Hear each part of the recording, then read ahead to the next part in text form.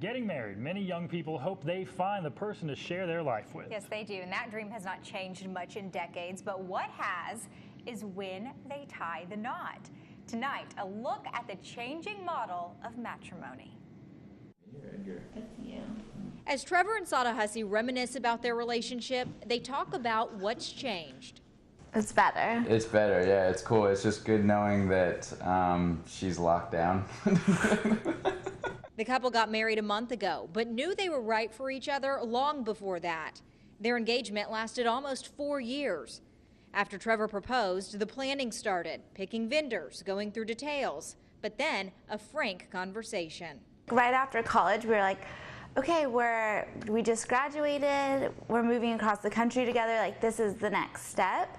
And then when we started going through the process, we just felt like it was really rushed, and we were like, well, maybe this isn't our first step. You know, maybe our next step is like just supporting each other in our first careers and making our first jobs and making that our priority versus like planning a wedding.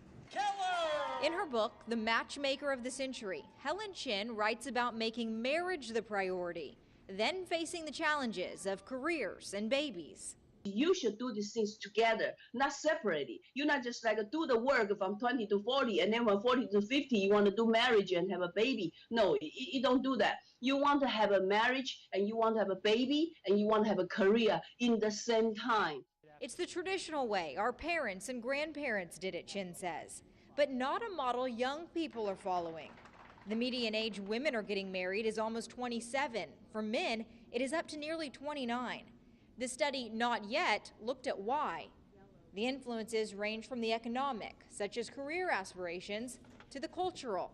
Couples increasingly no longer see marriage as the foundation of or first step into adulthood. Marriage became much more of what we call a capstone.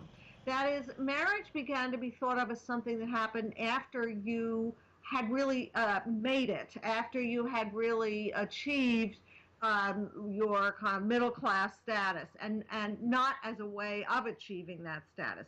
The notion makes sense to 26-year-old Trevor and 27-year-old Sada.